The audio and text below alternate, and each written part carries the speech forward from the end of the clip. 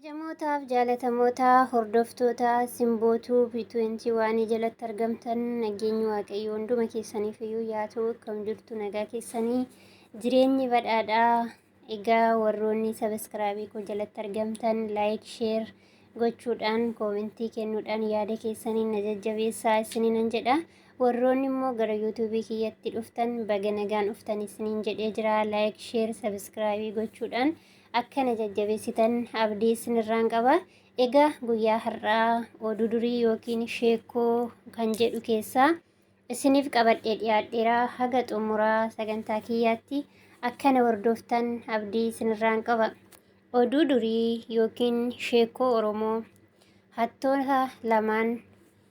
Bara durii hattoonni lama laga keessa dhokatanii jiraachaa turani. Isaanis guyyaa guyyaa karaa irra dhaabbatanii namoota gabaa deeman irraa qodaa isaaniif qarshii isaanii irraa saamaa jiraatu. Gaaf tokko hattoonni kun tulluu irraa bahanii nama gabaatti galuu utuu eeggatanii namichi korbeessa adii gaafa gara bitaan cabaa ta'e tokko funyootti hidhee harkisaa mataa isaa irratti immoo qabee dammaa kiiloo 10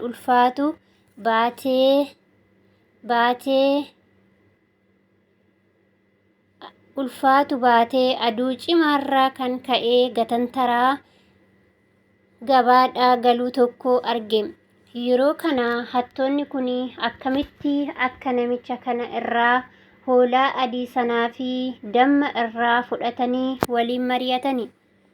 Achii hattuun inni tokko gaabii uffatee karaa irra ciise.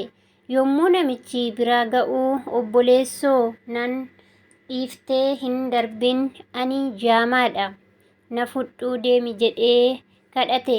Namichis akkam godheen karaa irra sitti agarsiisaa kunoo harka tokkoon hoolaa harkisaa harka biraatiin immoo qabee dammaa mataa koo irratti qabadheen deemaa jedhe.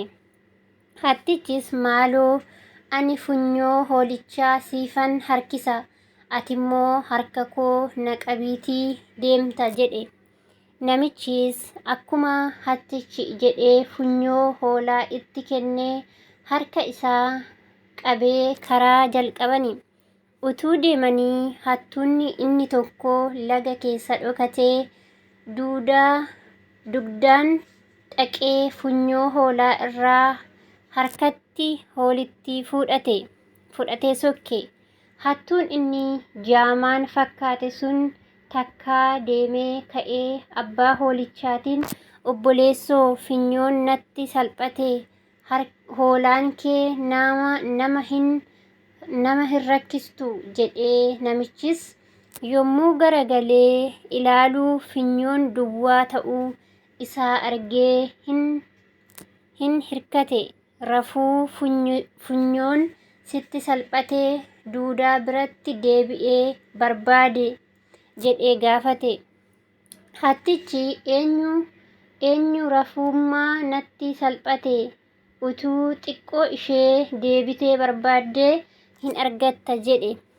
Abbaan hoolaas qabee dammaa mataa isaarraa buusee namicha isa jaamaatti kennee asumatti na eegi damma kana immoo naaf qabi hoolichatti fideen dhufa jedhee hoolaa barbaacha duubatti deebi'e. Hoolichis yeroo inni xiqqoo irraa fagaatu damma isaa mataatti baattatee fiigee laga keessaa galee jalaa bade.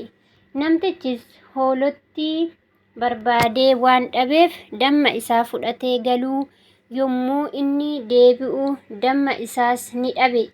Baay'ees gaddee harka duwwaatti hafe. Gaafa inni mana gahuu yeroo gaddu argitee haati warraa isaa maal taatee jettee gaafatte. Innis wanta isaa irra gahe hundaa akkamitti hattoonni waliin ta'anii hoolaa fi damma haati isaa isaaf kennite goyoomsanii harkaa fudhatanii hundaa itti hime.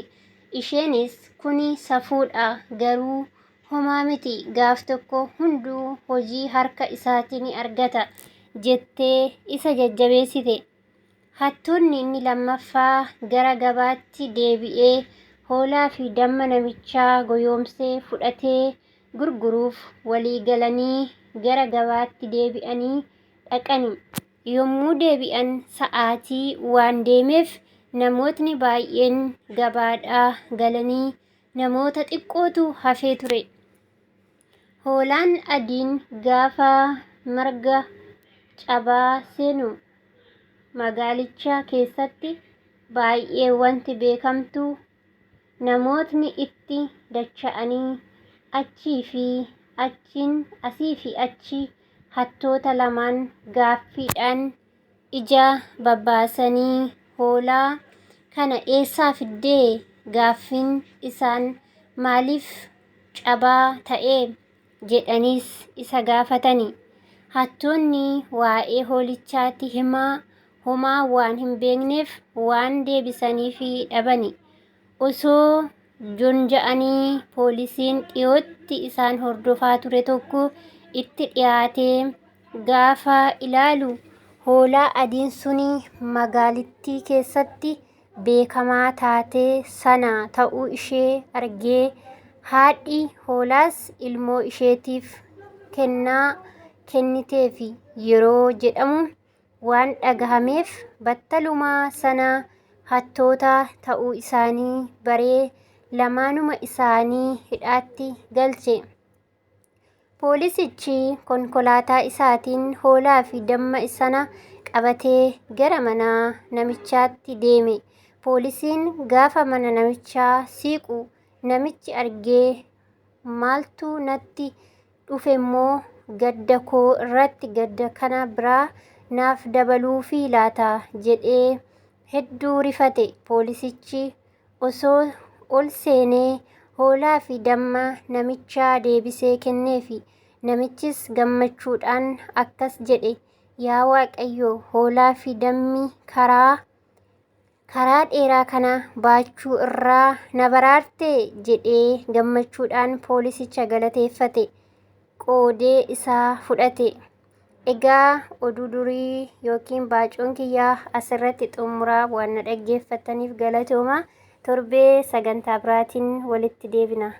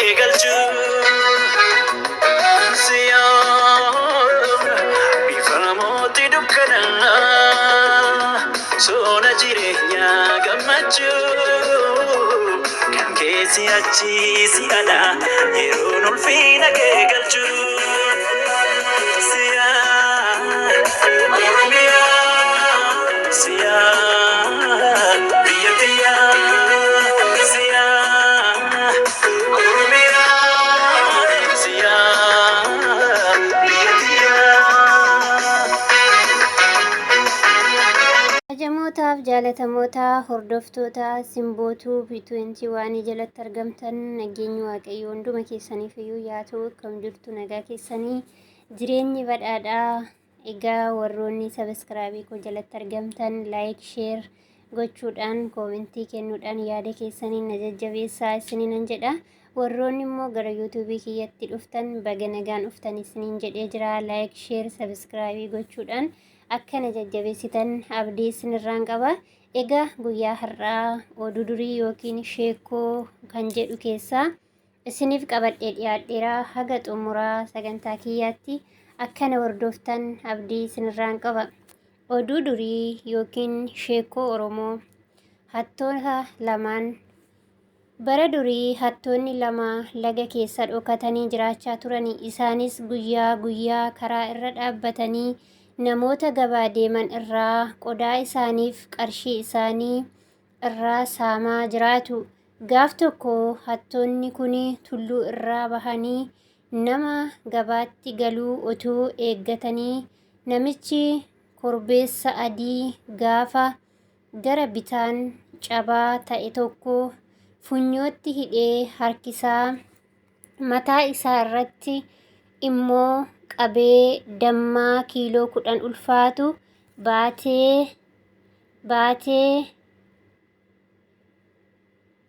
ulfaatu baatee aduu cimaarraa kan ka'ee gatantaraa gabaadhaa galuu tokko arge.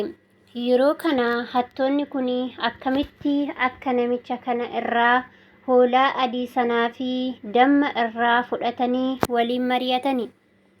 Achii hattuun inni tokko gaabii uffatee karaa irra ciise. Yommuu namichi bira ga'u obboleessoo nan dhiiftee hin darbin ani jaamaadha na fudhuu deemi jedhee kadhate. Namichis akkam godheen karaa irra sitti agarsiisaa kunoo harka tokkoon hoolaa harkisaa harka biraatiin immoo qabee dammaa mataa koo irratti qabadheen deemaa jedhe. Hattichis maaloo ani funyoo hoolichaa siifan harkisa ati immoo harka koo na qabiitii deemta jedhe. Namichis akkuma hattichi jedhee funyoo hoolaa itti kennee harka isaa qabee karaa jalqabani. Utuu deemanii hattuunni inni tokko laga keessa dhokatee dugdaan dhaqee funyoo hoolaa irraa harkatti hoolitti fudhatee sokke. Hattuun inni jaamaan fakkaate sun takkaa deemee ka'ee abbaa hoolichaatiin obboleessoo funyoon natti salphate hoolaan kee nama hin rakkistu jedhee. Namichis yommuu garagalee ilaaluu funyoon duwwaa ta'uu isaa argee hin hirkate. Rafuu funyoon sitti salphatee duudaa biratti deebi'ee barbaade jedhee gaafate. Hattichi eenyu rafummaa natti salphate utuu xiqqoo ishee deebitee barbaaddee hin argatta jedhe. Abbaan hoolaas qabee dammaa mataa isaarraa buusee namicha isa jaamaatti kennee asumatti na eegi damma kana immoo naaf qabi hoolichatti fideen dhufa jedhee hoolaa barbaacha duubatti deebi'e. Hoolichis yeroo inni xiqqoo irraa fagaatu damma isaa mataatti baattatee fiigee laga keessaa galee jalaa bade.